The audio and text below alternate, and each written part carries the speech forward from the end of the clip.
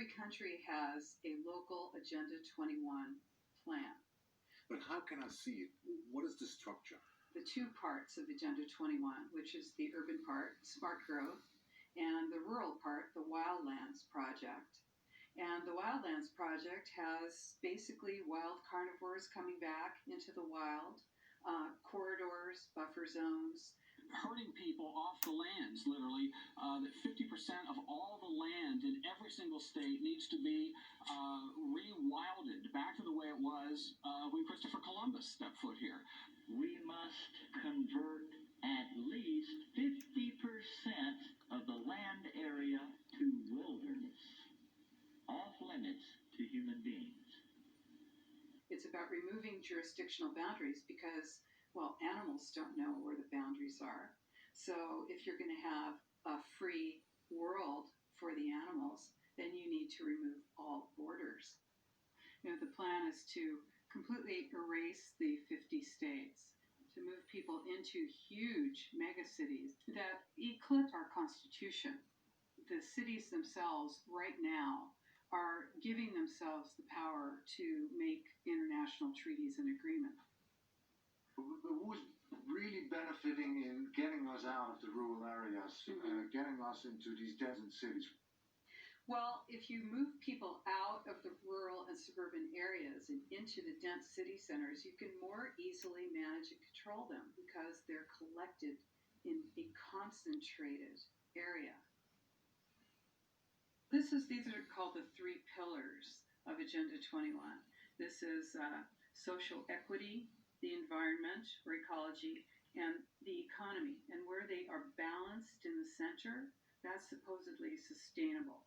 Social equity, that's really about balancing not just your local economy, so you're going to maybe take care of your local people. That's actually removing borders so that you can share your economic well-being with people who are less economically sustainable. The point of Agenda 21 is to level the economies of the world so that they are all equal. And that means bringing down the developed nations and bringing up the lesser developed nations. So that then when you have the nations all equalized like that, if you have more than one toilet in your house, you've got too much. You're using too much. So that justifies bringing you into the city, into a small unit where you can be, of course, managed. It's a corporate totalitarian plan so that they can move their goods without any restrictions on borders, so that there's no boundaries, no border restrictions, no regulations, so all laws are harmonized, and then you can literally have no stops on corporation. Then they can lower wages, they can move populations when they need to move workers. It's bigger than any other plan that's ever been proposed in the entire world. Of course, the Nazis tried, but they did not have the technological capability, and neither did the Soviets, and neither did, of course, the communist Chinese.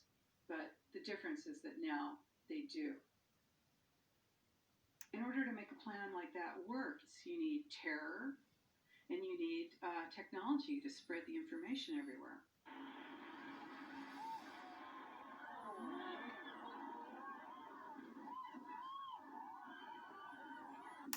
So 9/11, that justifies total full surveillance. And climate change justifies, getting everybody out of their cars where they have individual mobility and getting them out of the rural areas where they use too much water, too much energy.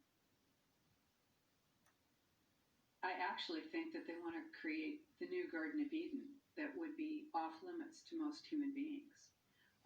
When your food can be grown essentially in a parking garage downtown, where they're with hydroponics and other systems, there won't be any need to go into the rural areas.